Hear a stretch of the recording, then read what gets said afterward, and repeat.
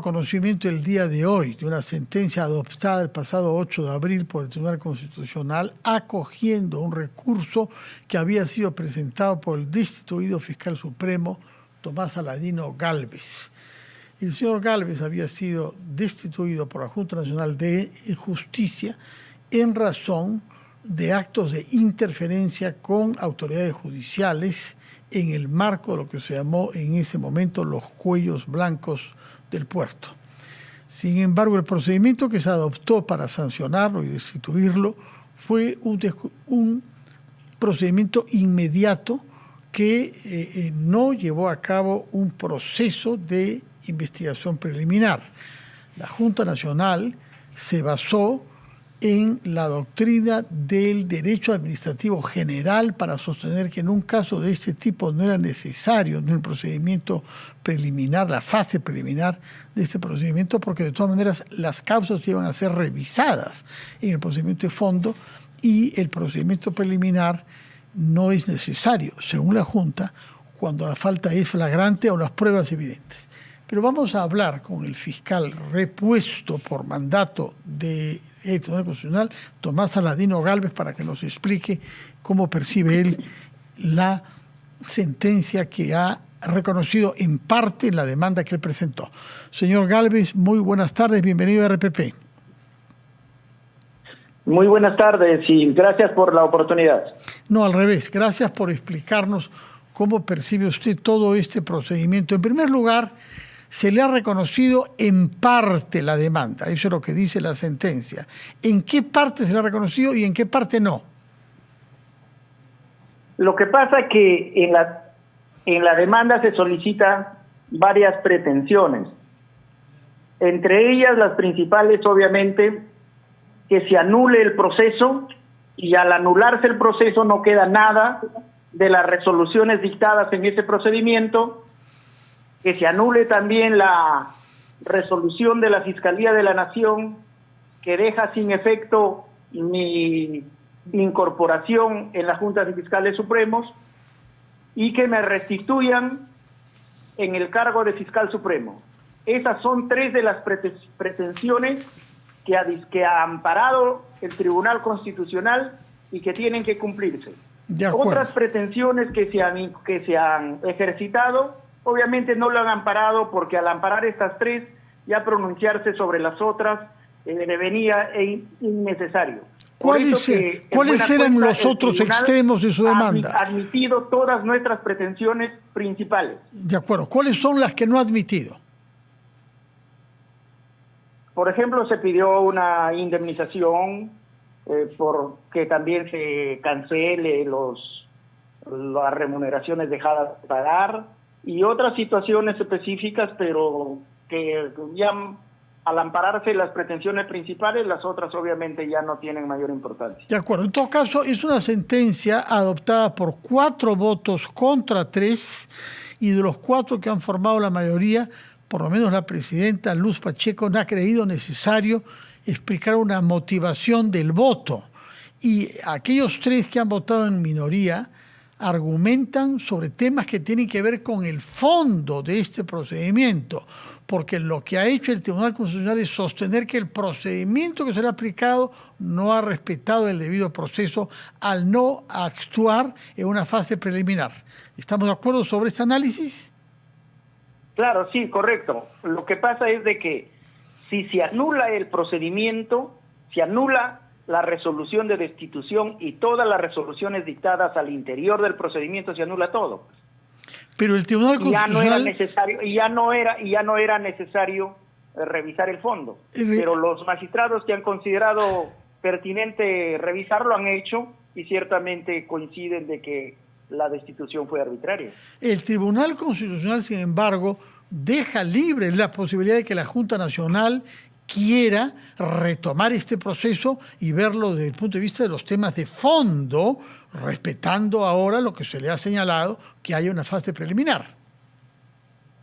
Claro, lo que pasa es de que en la demanda se ha demostrado categóricamente los cargos fueron inventados, especialmente por Pablo Sánchez, Fraira, Ábalos, y las demás personas, especialmente los miembros de la Junta que actuaron en la destitución. Eso se ha demostrado que era arbitrario, que era falso. ¿Cuándo Entonces, se ha demostrado eso? No lo he leído en la sentencia del Tribunal Constitucional. A lo largo de todo el procedimiento. Es por eso que también algunos de los magistrados se pronuncian sobre el fondo. Lo que pasa es que es una formalidad. Tribunales en casos como este anulan. ¿Hay alguna dificultad de audio, señor fiscal? Disculpe usted, sí. Ya. A ver. Sí, ahora ya mejor. Se anula el procedimiento y el resto no tiene mucho sentido argumentar o pronunciarse al respecto. Pero ¿cómo no va a tener sentido? ¿Cómo no va a tener sentido si usted ha sido acusado por interferir ante el juez César Inostroza, que entre tanto conocemos bien el Perú como un prófugo de la justicia, haber interferido ante él para obtener un beneficio impropio, y se repuso también algo semejante con un rondero? Son cosas graves. De pronto el procedimiento estuvo mal hecho. No, es que lo que estás hablando cosas indebidas. Te estoy diciendo que todo eso se ha demostrado de que era falso. Eso ha quedado demostrado, 1. Y 2, si ya se anula el procedimiento, pues se anula todas las decisiones que se tomaron en ese procedimiento, de un lado. Y tú me dices cosas graves a tu criterio, y con eso mal informas. Creo que tienes que ser más imparcial, porque te repito que eso ya quedó demostrado de que era falso. Y además, si quisieran, por ejemplo, iniciar otro proceso, la acción ya habría prescrito, ya no tendría sentido. Eso es un argumento válido. Ahora sí está diciendo algo que es clarísimo. Ha prescrito. No, lo otro también es clarísimo. Lo otro no lo veo figurar en la resolución del Tribunal Constitucional. Usted dice que los jueces han decidido eso, pero la Junta Nacional percibió lo contrario. Y por eso es que hemos terminado en el Tribunal Constitucional, que no sostiene que los cargos de fondo sean falsos. Tanto es así que abre la posibilidad de que usted sea juzgado nuevamente. Disculpe, imparcialidad, me parece que la suya es bastante más notoria que la mía. En todo caso, yo lo que pretendo es que quede claro qué es lo que se ha decidido acá. Perfecto. Y por eso es que he hecho referencia a los cargos que se le imputaron. Claro, está bien. Te repito, los cargos eran falsos. No solamente, y se ha demostrado no solo en la Junta, sino en la investigación penal que me hicieron. Por eso es que yo ya no tengo ninguna investigación penal por ello, porque se determinó la falsedad. ¿Me entiendes? Es falso. Entonces, que usted intervino ante el juez César Inostroza. Es falso que usted intervino ante el juez César Inostroza. Yo no he intervenido, he hecho una llamada conforme a mis funciones, que ha quedado totalmente esclarecido que ello fue así. Cuando tú dices una cosa, lo desvirtúas, lo tergiversas, y así lo hicieron desde el comienzo, y así me iniciaron este procedimiento arbitrario y falso, sustentado justo en la prensa mediática como tú, que desinforma y que ciertamente ahora incluso quieres quitarle el mérito a lo resuelto por el tribunal, quedándote con ideas que ya se descartaron, que ya se desvirtuaron. En eso ustedes tienen que ser más imparciales e informar conforme a la verdad, porque tú te has quedado anclado a César Inostroza, como si estuvieras enamorado de él, cuando en realidad eso ya ha quedado totalmente esclarecido, ¿ok? Señor Gálvez, veamos las cosas con serenidad. Lo hemos invitado, no hay prueba mayor de nuestra voluntad de escuchar su punto de vista, pero al mismo tiempo queremos informar cómo se ha llegado a esta decisión del Tribunal Constitucional, y hay un largo procedimiento detrás. Era absolutamente necesario decir cuál era el fondo de este proceso. Y el fondo de este proceso tiene que ver con las imputaciones que yo he recordado. No las he hecho mías. Yo no digo que sean verdaderas. Lo que digo es que han sido las razones por las que usted fue sometido a un proceso sancionador. No me reprocha a mí recordar las cosas judiciales evidentes. No he tomado posición sobre eso. Respecto del señor Inostroza, usted pretende que olvidamos que ya quedé atrás, que estoy enamorado de él y que por eso hablo. No es así. hay un golpe moral muy profundo dado por lo que se descubrió en esos momentos sobre algunos sectores de nuestra institucionalidad judicial.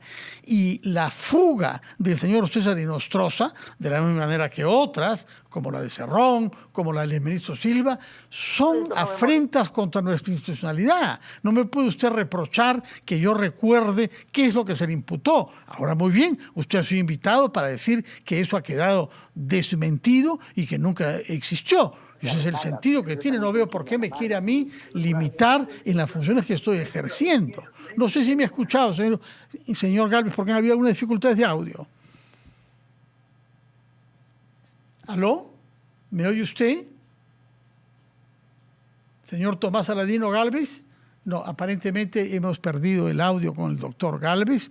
Repito, es un fiscal supremo que ha sido restablecido en sus funciones por una decisión tomada por el Tribunal Constitucional, lo que no significa que no sea útil recordar a los televidentes que la decisión se ha tomado por 4 votos sobre 3 y que incluso la presidenta Luz Pacheco, que votó con la mayoría, ha sentido la necesidad de explicar una motivación de voto. El tema era grave, la acusación era seria y tiene que ver efectivamente con el caso Los Cuellos Blancos del Puerto y con el señor César Inostroza en el centro de eso. ¿Me ha escuchado, señor Gálvez?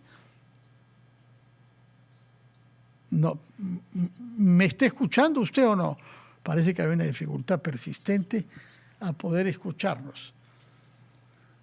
Pero vamos a ver si podemos restablecer, porque de todas maneras es una decisión importante que va a tener consecuencias sobre la Fiscalía. Naturalmente, en la medida que ahora hay 4 fiscales y con el señor Gálvez pasaríamos a contar con 5 fiscales supremos. ¿Me escucha usted, fiscal Gálvez? ¿Aló? ¿Aló? Sí, ¿me escucha usted, señor? ¿Aló? Bueno, parece que hay alguna dificultad de fondo con esto.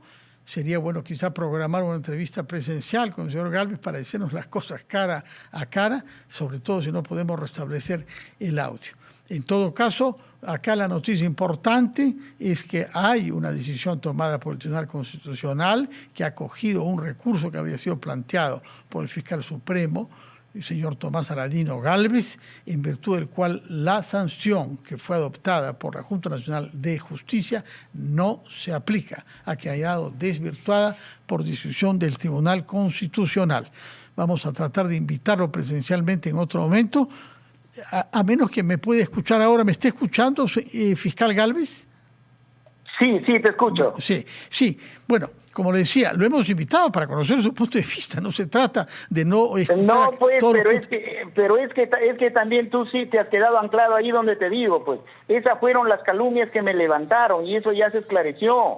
Y tú sigues con eso, pues tienes que entender también que esa fue una calumnia contra mi honor. Y yo tengo que reaccionar frente a ello. Hay que entender eso también. No es un tema del pasado, lamentablemente, el caso de los cuellos blancos del puerto, porque no se ha podido capturar a César Inostroza, que es la pieza clave ahí, y no hemos logrado saber. Eso en relación a César Inostroza y a los demás, claro.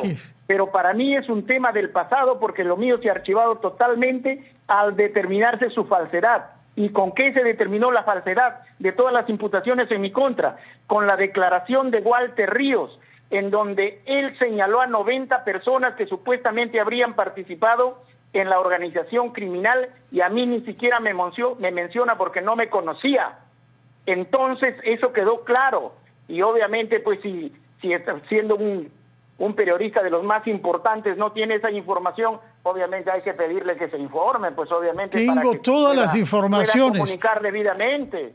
Tengo todas las informaciones, señor Gálvez, cuento con usted para que nos dé su punto de vista, para eso lo hemos invitado, quisiéramos que venga presencialmente. Pero entonces pregúnteme, pero no afirme cosas que ya se resolvieron. Le pregunto sobre el otro caso que ya se resolvió en su momento, que es el caso de la interferencia en beneficio de un ciudadano peruano rondero. Ese caso, ¿en qué términos quedó desvirtuado?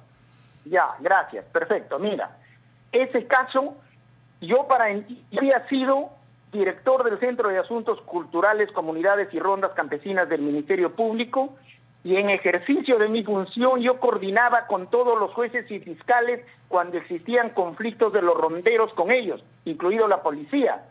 Entonces yo, conforme a mi función, llamé a preguntar el caso de un rondero que había sido condenado a juicio de ellos injustamente, a juicio de los ronderos, y yo llamé a preguntar, ¿y qué cosa dije? Ante la delegación de ronderos que habían venido al despacho a exigirme el cumplimiento del convenio que teníamos de apoyo recíproco. ¿Qué cosa le dije? Que vean el asunto para evitar que se incurra en alguna arbitrariedad conforme al pedido que estaban haciendo los ronderos. Eso es lo único que digo. Y eso era conforme a mi función. Pero tú dices que yo interferí, que yo hice tal cosa. No, le he preguntado, señor, le he dicho que esa es la imputación. Usted tiene una tendencia a entenderme mal. Esa fue la imputación que ya quedó desvirtuada. Entonces, si tú me preguntas, yo te explico, pero más o menos sin tomar posición, pues.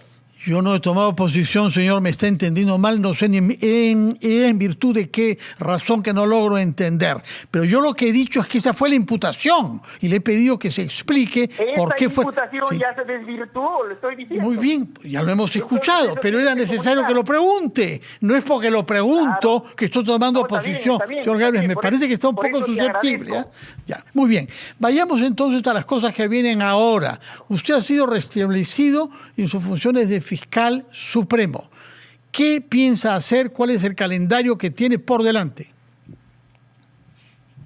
Mira, eso tengo que ver todavía. Tú sabes que yo he estado en este momento ya ejerciendo mi función como abogado, ejerciendo, mejor dicho, mi profesión como abogado, y ciertamente estoy, digamos, trabajando con mis casos. Tengo que reincorporarme a la función fiscal, tengo que empaparme de la problemática orgánica que existe al interior del ministerio, porque sabemos cosas, claro que sí, pero desde afuera, lo que se propala por la prensa, con eso no es suficiente. Tengo que empaparme de la problemática del Ministerio Público y tengo la plena seguridad que voy a buscar restablecer el prestigio y la eficacia del Ministerio Público, que siempre lo tuvo, que en estos últimos tiempos se ha venido a menos, precisamente porque estaban dirigidos por este señor Pablo Sánchez y por la señora Zoraida Ábalos, que hipotecaron al Ministerio Público a intereses políticos, y eso nos ha llevado a esta situación. En eso tenemos que trabajar, tal vez la señora fiscal de la Nación entienda y podamos restablecer la eficacia y la legitimidad del Ministerio Público. ¿Y cuándo prevé usted que podrá retomar sus funciones como fiscal supremo? Nos ha explicado y lo hemos recibido acá como abogado. Tiene casos pendientes. ¿Cuánto le tomará liquidar los casos pendientes como abogado que estaba usted viendo para asumir funciones como fiscal de la Nación? Eso más que todo depende del procedimiento ejecutivo de la sentencia. ¿Por qué? Porque eso tiene que bajar todavía a la sala superior, luego al juez de primera instancia, y es el juez de primera instancia el que dispone. Calculo que por ahí puede pasar unos 15 días, y entonces una vez que se pronuncie el juez de primera instancia, ya veremos en qué momento nos reincorporamos, pero yo calculo que será entre unos 15 días o 3 semanas. ¿Cree usted que va a poder trabajar en armonía con sus colegas fiscales supremos, algunos de los cuales ha mencionado muy críticamente, como es Pablo Sánchez y Zoraida Ábalos? Es que esos señores ya no debieran estar en el Ministerio Público, ya deberían haber salido. Ellos son los responsables de esta situación caótica y crítica que está el Ministerio Público. Son los responsables ellos. Se aferran al cargo porque afuera se mueren de hambre, porque no conocen ni siquiera el derecho, ni pueden trabajar esforzando, si no solo se valen del cargo. Fuera del cargo esos señores no son nada. Bueno, usted les ha reprochado tener un sesgo político y actuar guiados por pasiones. Además, sí, usted no lo tiene. La manera como habla no muestra mucha neutralidad y mucha serenidad, ¿no? Pero usted cree que... Lo que pasa es que yo asumo la función o el ejercicio de la profesión o donde yo me encuentre. Si estoy participando en política, soy político. Si soy fiscal, ejerzo la función fiscal objetiva e imparcialmente. Y si soy pastor, dirijo el sermón a los feligreses. Me ubico donde me encuentre. Ahora también soy predicador. De acuerdo. Para terminar, bueno, tomamos nota de que tiene otra función ahora como predicador, pastor, supongo que de una iglesia evangélica, ¿no? Por lo que le entiendo, ¿o no? Sí, iglesia evangélica. De acuerdo. Quisiera terminar preguntando sobre la situación del juez Inostroza. ¿Qué le parece a usted la manera como ha logrado burlar a la justicia peruana durante tantos años?